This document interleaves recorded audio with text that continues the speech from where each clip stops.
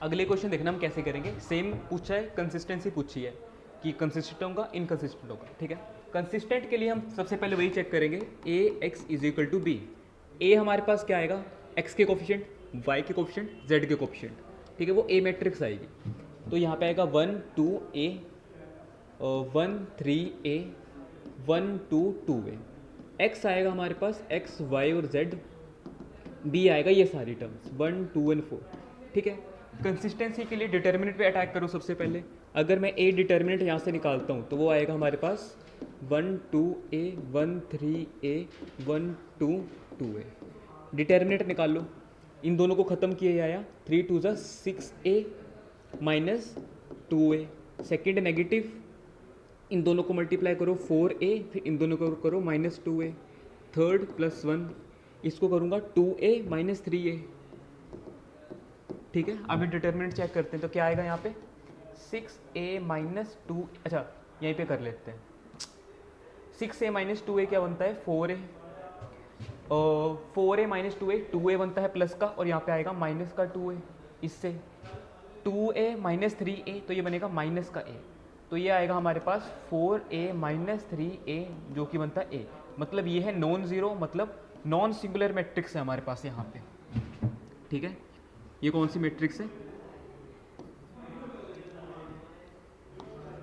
Non singular है। Non singular का मतलब क्या होता है, कंसिस्टेंट।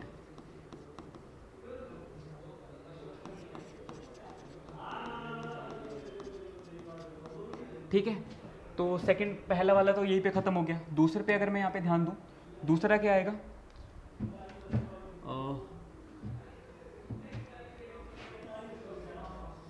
ठीक है, तो हमारे पास ए मैट्रिक्स आएगी 3 2 3 माइनस 2 माइनस 1 माइनस 5। एक मिनट, एक्स वाई जेड उठाना ना, तो यहाँ पे देखो एक्स है 3, वाई है -1, ये है -2। यहाँ पे एक्स ही नहीं है, वाई है 2, जेड है -1, ये है 3, ये है वाई -5 और जेड नहीं है तो 0। ठीक है, तो एक्स आएगा एक्स वाई जेड और बी आएगा हमारे पास 2 -1 एंड 3। ठीक है, तो सबसे पहले क्या करते हैं, डिटर्मिनेंट चेक करते हैं। तो डिटर्मिनेंट अगर मैं यहाँ से निकाल लूँ तो क्या आएगा 3 0 3 -1 2 -5 -2 -1 0। ठीक है, तो करो डिटर्मिनेंट चेक करो यहाँ पे 3, इन दोनों को हटाऊंगा तो ये बनेगा 0 -5, ये बनेगा प्लस का 5। ठीक है, सेकंड केस में माइनस लगाते थे और यहाँ पे था माइनस, तो ये आएगा -1 ऐसे, और अंदर बचेगा हमारे पास, ये तो 0 आ गया और ये माइनस फॉर्मूला का और ये -3। ठीक है, थर्ड हमारे पास क्या रहेगा माइनस का 2, क्योंकि प्लस तो लगाते थे पर यहाँ पे था ही माइनस। ठीक है, तो अब इन दोनों को हटाया तो ये आएगा 0 और इन दोनों को किया तो माइनस का 6। बचा हमारे पास 3 इंटू -5 -50, और माइनस माइनस ये प्लस बन चुका है और ये माइनस ही प्लस बन चुका है, तो यहाँ पे प्लस का 3 आएगा और यहाँ पे माइनस प्लस हो जाएगा, माइनस माइनस प्लस का 12। ठीक है, -15 प्लस 15 तो इज इक्वल टू 0। मतलब कौन सी मैट्रिक्स है, सिंगुलर मैट्रिक्स है। अगर सिंगुलर मैट्रिक्स है तो हमें एडजॉइंट निकालना पड़ेगा। मतलब इसके बाद अगर सिंगुलर मैट्रिक्स आ जाए तो जैसे मैंने पहले बताया था क्या करते हैं, ए एडजॉइंट निकालते हैं, उसको बी से मल्टीप्लाई करते हैं, फिर चेक करते हैं कि 0 आ रहा है या फिर नॉन ज़ीरो आ रहा है। 0 आ रहा हो तो वो हम कुछ नहीं कह सकते कि उसमें सोल्यूशन हो भी सकता है, नहीं भी हो सकता है। अगर नॉन ज़ीरो आ रहा है तो सोल्यूशन नहीं होगा। ठीक है, तो एडजॉइंट निकालना पड़ेगा इसका, तो निकालते हैं भाई एडजॉइंट। ठीक है, तो एडजॉइंट निकालने के लिए मैं यहाँ पे पहले वो मैट्रिक्स लिखता हूँ, चलो वहाँ से दिखाई दे रही है। तो यहाँ पे देखो a11 निकालना पड़ेगा -1 रेज़ टू पावर, डायरेक्ट करते हैं a11 मतलब 1 + 1 क्या है, इवन नंबर है तो प्लस का आएगा। अगर मैं 1 और 1 हटाऊँ तो अंदर बचेगा हमारे पास ये बनेगा 0 और ये बनेगा, चलो लिख के लेते हैं, ये बनेगा 2 - 1 -5 और 0। तो ये हमारे पास आएगा प्लस का, ये 0, ये प्लस प्लस माइनस, तो माइनस का 5 आ जाएगा।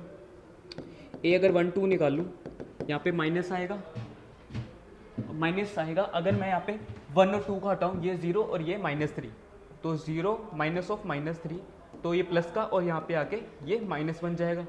ठीक है, A13 यहाँ से निकाल लो तो ये प्लस का रहता है, 1 3 हटाऊँ तो ये 0 हो जाएगा, ये -6 हो जाएगा, तो ये -6 आ रहा है, ठीक है। और A21 निकालते हैं, 21 माइनस का बनाएगा क्योंकि ऑड नंबर है, ये रहा 2 ये रहा 1, तो ये 0 बना देगा, ये प्लस का 10 बना देगा और माइनस लगेगा, तो -10 और इज इक्वल टू प्लस का 10 बना देगा। ए अगर मैं 2 निकालूँ, 2 + 2 इवन नंबर है, प्लस का आएगा, तो 2 और 2 हटा, ये 0 बना देगा, ये -6 बनाएगा, ठीक है, -6 प्लस का 6 बना देगा, तो यहाँ पे प्लस का 6 आ गया। ए अगर मैं A23 निकालूँ नेगेटिव, क्योंकि ऑड नंबर है, ये रहा 2 ये रहा 3, 5 3 ज़ा 15 माइनस का, और इसको यहाँ पे मल्टीप्लाई किया, माइनस का 3 बनाएगा, पर इस माइनस से ये प्लस हो जाएगा फॉर्मूला, तो माइनस का 12 आ गया। A31 क्या बना देगा, 2 1 3 प्लस बनाएगा, ये 3 ये 1, तो ये प्लस का 1 और ये रहेगा माइनस का 4, तो माइनस का 4 और ये -4 प्लस 4 बनाएगा, तो ये 5 आ गया।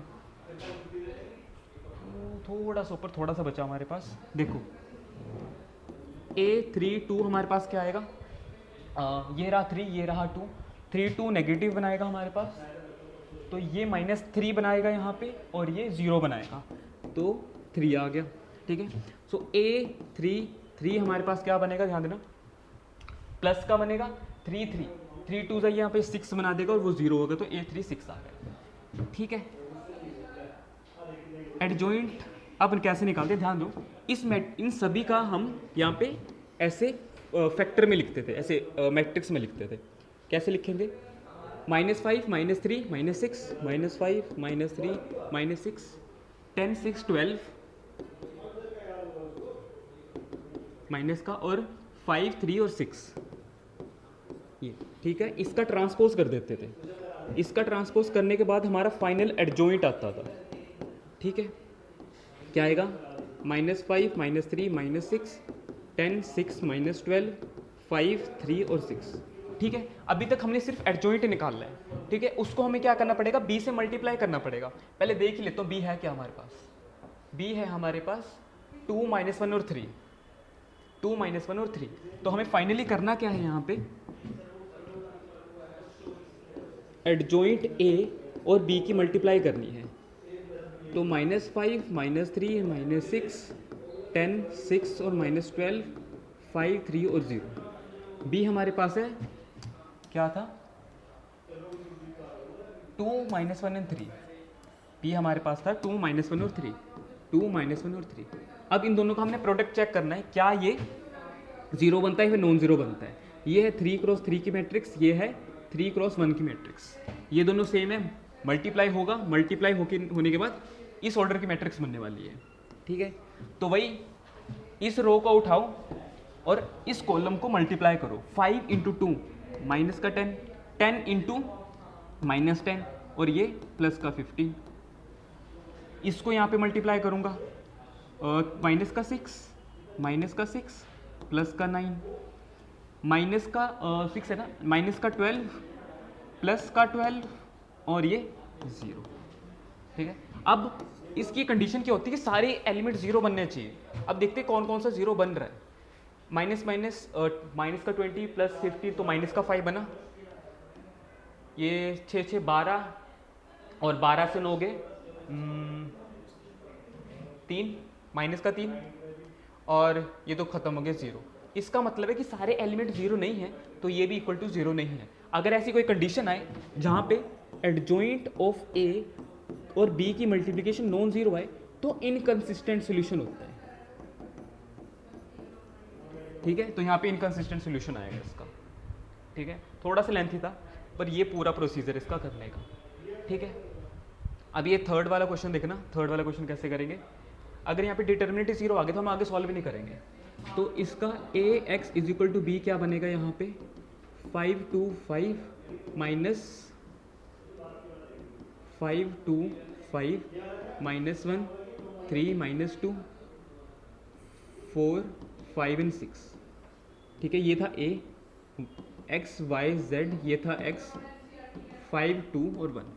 इसको इसकी फॉर्म में तो लिखना है। अब a डिटर्मिनेंट निकाल के चेक कर लेते हैं, ठीक है।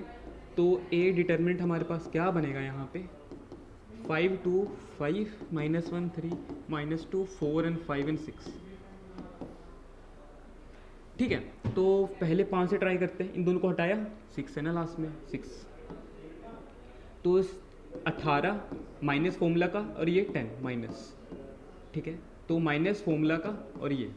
अब इन दोनों को हटाया तो 6 2 12 बना, और यहाँ पे इन दोनों को हटाया तो 5 5 10 माइनस का 10। ठीक है, अभी 2 है, तीसरा करेंगे प्लस का 4 के साथ, तो माइनस का 4 बना और ये माइनस का 15 बना। अब चेक करते हैं, माइनस माइनस प्लस बन गया 18 और 10 बनाया 28। ठीक है, तो 5 × 28, 5 28 और ये प्लस का 1 और ये बना 2 और ये बना 4, 15 और 4 19 माइनस के 19। अब चेक करते हैं, अगर मैं 28 और 5 को मल्टीप्लाई करूं तो 140 बनता है। ठीक है, हाफ ही करके, हाँ, प्लस का 2, 19 को 4 से मल्टीप्लाई किया, 38 का डबल क्या होता है, 76, तो नेगेटिव 76 आ गया, और यहाँ पे 142 माइनस 76, मतलब ये जीरो तो नहीं बन रहा। ठीक है, तो इसको माइनस किया तो ये बनता है 6 और 3 3 6 66, है ना। तो ये 66 बनेगा, मतलब नॉन जीरो है, तो मतलब कैसी मैट्रिक्स है यहाँ पे, नॉन सिंगुलर। ठीक है, डिटरमिनेंट जीरो तो नॉन सिंगुलर। अगर नॉन सिंगुलर मैट्रिक्स हो तो सोल्यूशन कैसा होता है, कंसिस्टेंट। तो सोल्यूशन कैसा होता है, कंसिस्टेंट। ठीक है, तो ये सारे हमारे क्वेश्चन थे।